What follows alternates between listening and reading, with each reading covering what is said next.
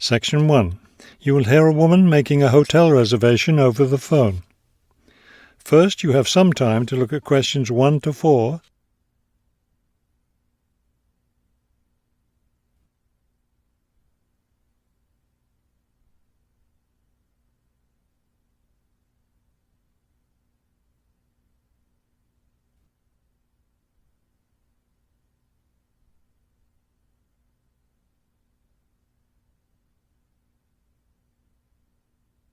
You will see that there is an example that has been done for you. On this occasion only, the conversation relating to this will be played first. Good afternoon, Grandview Hotel. Yes, hello.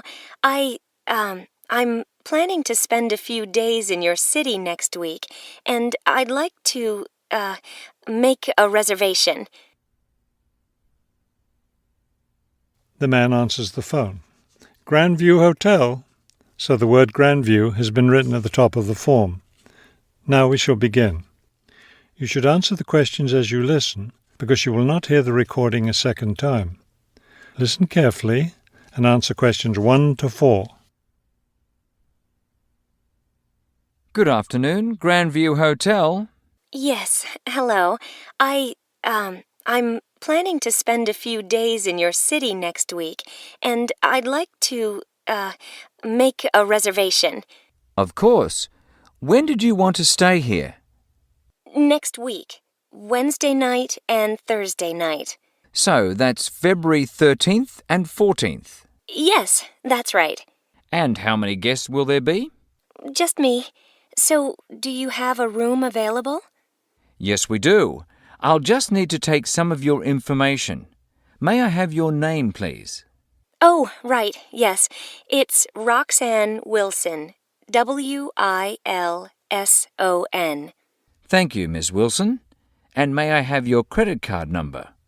It's 233-618-9872. 9872. Got it. All right, Miss Wilson. I have your reservation confirmed. Can I help you with anything else?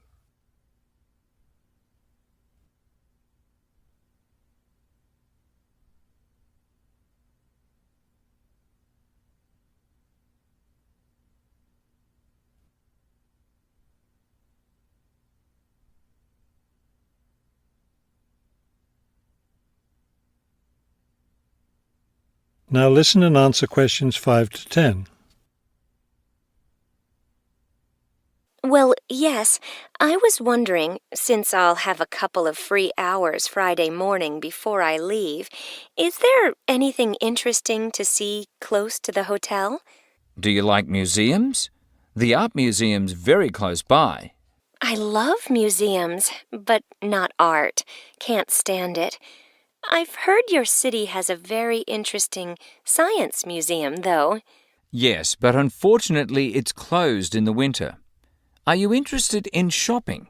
Sure, I love shopping. Are there any good stores nearby?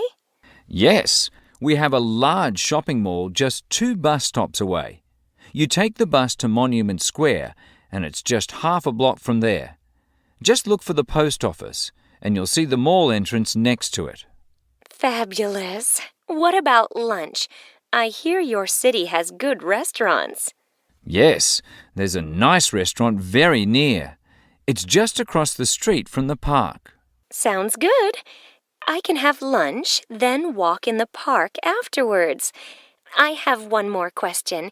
What's the best way to get to the hotel from the airport? Subway is the fastest, of course. There are buses, but they're quite slow. I'll be arriving quite late, after 10 p.m. I thought I might have to take a taxi. The subway runs until midnight. Oh, good. Then I'll do that. Will there be someone at the hotel front desk that late? Oh, yes. The front desk stays open until 2. That is the end of section 1. You now have half a minute to check your answers.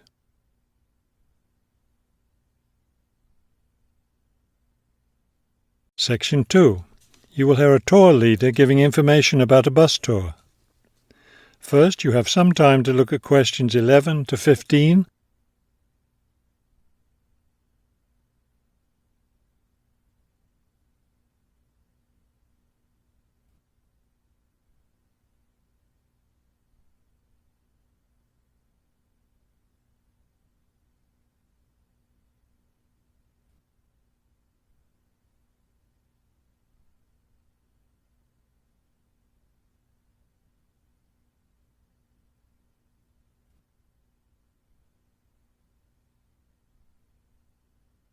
As you listen to the first part of the talk, answer questions 11 to 15. Thank you for choosing City Tours. The reason so many people choose our tours when visiting this city is because you can design your tour to suit your own interests. Your all-day pass entitles you to board our bus at any stop and stay as long as you like at each place. The all-day bus pass costs $18 for adults.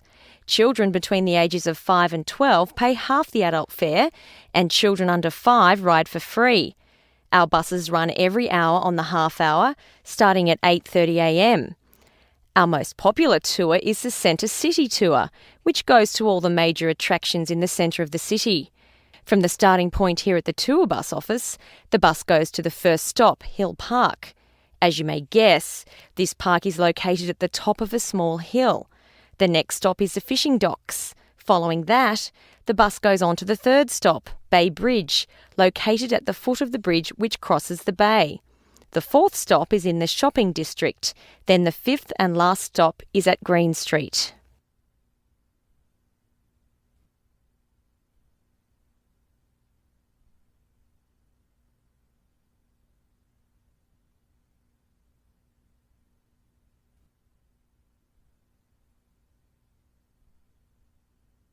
Now listen and answer questions 16 to 20.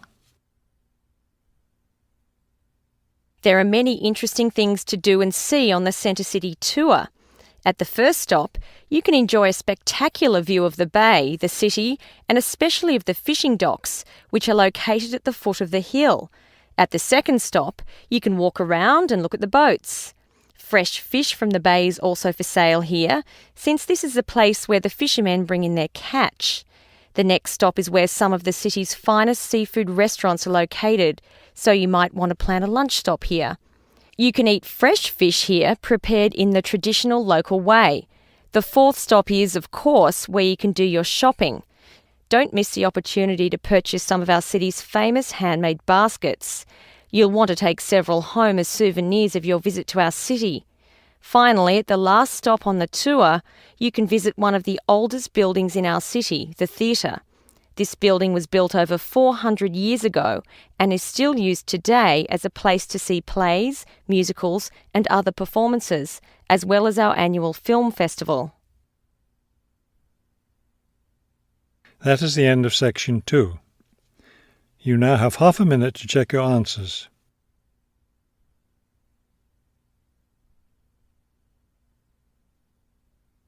Section 3.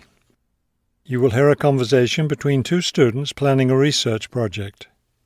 First, you have some time to look at questions 21 to 23.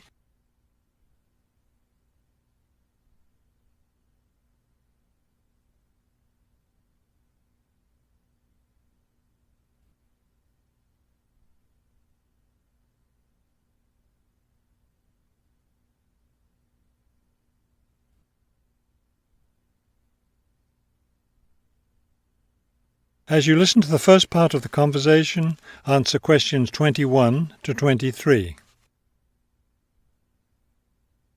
We'd better start planning our research project because we don't have much time left before it's due. I know, only 3 more weeks. Is that all? I thought we had more time than that. Well, let's get to work then. Okay, so we agreed we're going to interview shoppers about their spending habits. Did we decide to conduct our interviews at the department store? We haven't decided anything definitely yet, but I think the shopping mall would be a better place. We'd get more of a variety of shoppers there. Yes, that's a good point. So let's do that. How many interviews did the professor say we had to complete? She said at least 30. That sounds like a lot, doesn't it? Yes, but if we divide it up between the two of us, that's just 15 each. That's not so bad.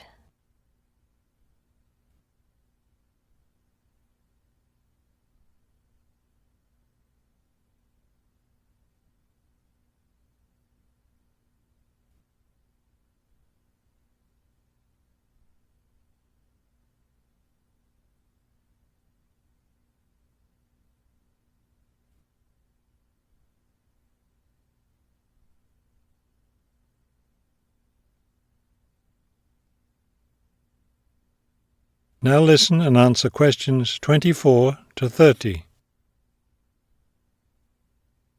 Okay, so I guess we'd better start designing our questionnaire. Well, we have to do some reading first, don't we? Didn't we say we were going to compare our results to the results of a government study? Right, the government study about how the economic crisis has changed people's spending habits. We want to see if we get similar results. Yes, so we'd better read that first and then design our questionnaire. Then I guess we'll be ready to go out and interview shoppers.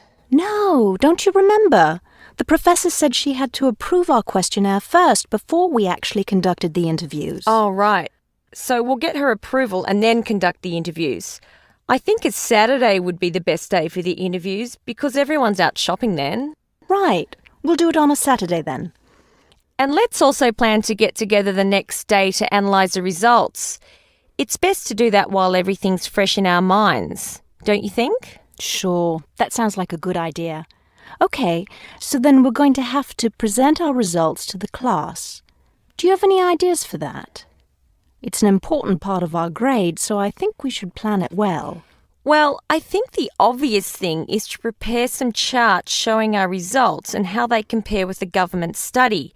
That will help make the information a lot clearer to the class. Right. Okay, so we'll draw up some charts of the results. And then that's it. All that will be left to do is give the class presentation. Do you think we can be ready on time? I sure hope so. Let's get started now. That is the end of section 3. You now have half a minute to check your answers. Section 4. You will hear a professor give a lecture on Louisa May Alcott. First, you have some time to look at the questions 31 to 40.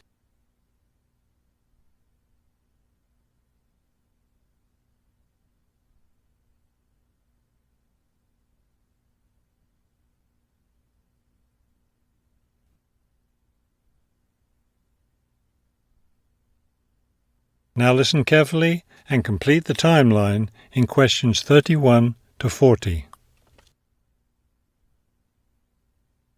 Good afternoon. Today I'd like to continue our discussion of the lives of prominent American writers by talking about Louisa May Alcott, one of the best-known 19th century writers. Alcott is known for her moralistic girls' novels, but she was a much more serious individual than those novels might lead one to believe. She was born in 1832, the daughter of Bronson Alcott, who was one of the founders of the Transcendentalist movement.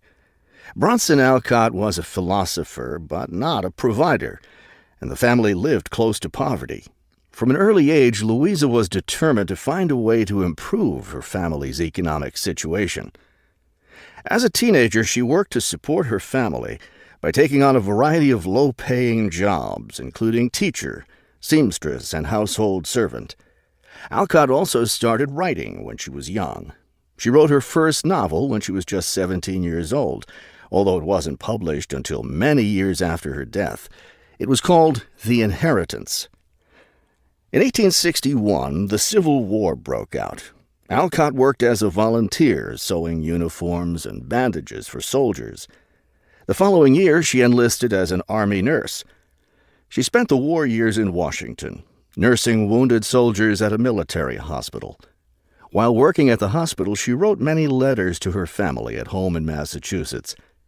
After the war, she turned the letters into a book, which was published under the title Hospital Sketches. She also wrote numerous romantic stories, which she sold to magazines. Around this same time, she was offered the opportunity to travel to Europe as the companion to an invalid. When she returned home from Europe in 1866, she found her family still in financial difficulty and in need of money, so she went back to writing. Her big break came in 1868, with the publication of her first novel for girls, Little Women. The novel achieved instant success, and the public wanted more. From then on, Alcott supported herself and her family by writing novels for girls. It wasn't the writing she had dreamed of doing, but it earned her a good income. Alcott took care of her family for the rest of her life. In 1878, her youngest sister May got married. A year later, May died after giving birth to a daughter. Louisa Alcott raised her sister's orphaned child. In 1882, Bronson Alcott suffered a stroke.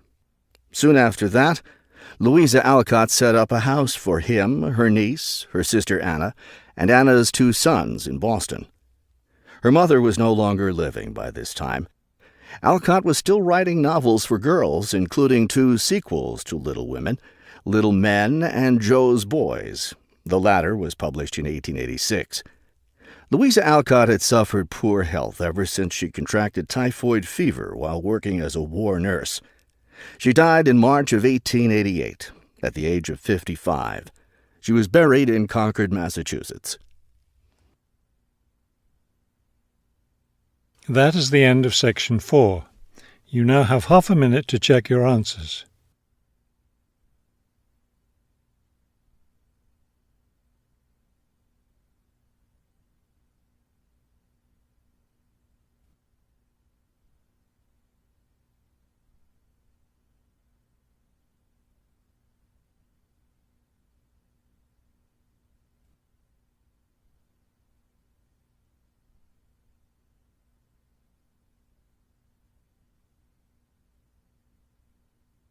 You will now have 10 minutes to transfer your answers to the listening answer sheet.